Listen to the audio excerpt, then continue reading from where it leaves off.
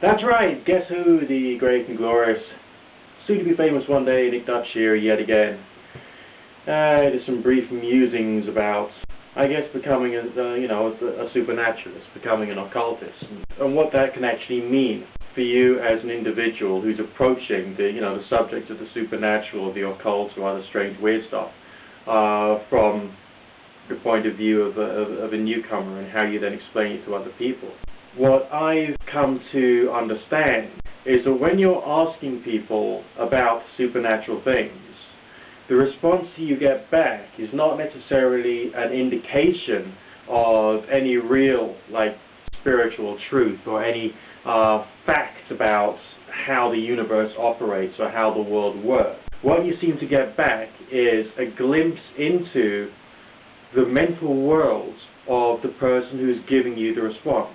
For instance, if I was to approach someone of a religious nature, and I would say, how does your form of healing work?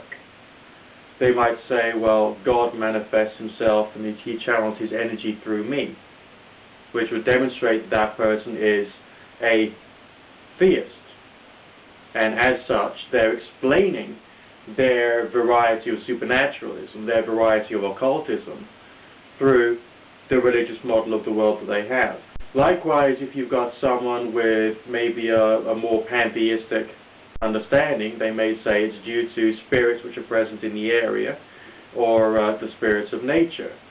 Someone from a ghost hunting background would say it's because there is a spirit of someone who had died in that place that was actually there doing that work. Another point of view could be that of those who believe that people are merely shells, and the personalities that they exhibit are the products of spirits that attach themselves to that particular All of these explanations are explanations from a point of view.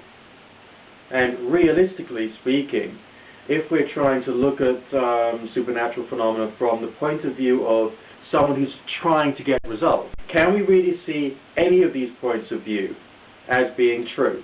Can we? No. Not at all. We can see them as being the way it seems to be for a particular person, or the way a particular person understands a certain group of concepts. But what you're seeing there is either a glimpse into their own mind, or a glimpse into the mental world that they're trying to enforce upon you. So all of these points of view are just as useful, or indeed just as useless, depending upon where you're coming from. Now, I'll tell you the truth, okay?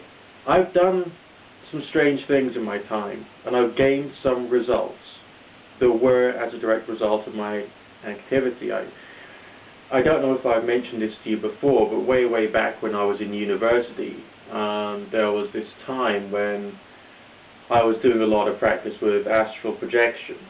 And during one particular night, I think it was in the spring, I did a projection to this guy who I knew had great potential as either an academic or in the world of work or business. But he was even more of a heavy drinker than I was at the time. And so I thought, oh my God, he's really, messing up. So I did an astral projection to him and tried to create in the dream environment the idea that we were both in the dance hall, and I'd grabbed him by the shirt and I was shouting at him, "You must work harder." And then about 9 months later, I go on a pub crawl with him at Christmas time, and he tells me of this really weird dream that he had about 9 months before, when he dreamt that he was in the dance hall with me, and I was grabbing him by the throat and I was shouting, "You must work harder." And I thought, hang on a minute. So, these things do happen.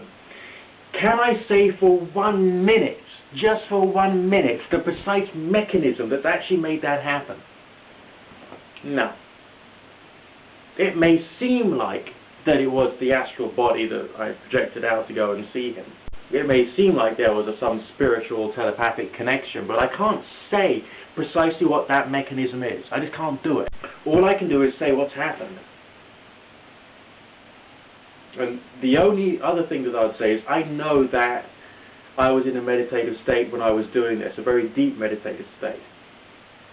So for some reason, meditation is very deep and very powerful, very focused and very dominating in the mind, can have an effect over distance. Or that's the way it seems. This has got to be tested, this has got to be explored. This is actually, I think this is quite important stuff. Not everyone agrees with me, of course. But this is, I reckon this is important stuff. And I think we got to understand more of it. Because it has positive implications for human communication. If we can study it. If we can learn more about it. But when you are trying to find out about the way the universe works, all you're going to get is the way that other people believe that the world works in. And I think that can be pretty deceptive. The reason I think that can be deceptive is because if someone says it is their God, for instance, that is doing the miracle, that seems to me like they're trying to sell you their religion, rather than they're trying to show you how things can work, or they're trying to train you into some kind of religious tradition for their benefit and not necessarily for yours. And that's why I maintain that magic is an experimental art which uses religious techniques, but you don't have to be a member of any particular religion to do it.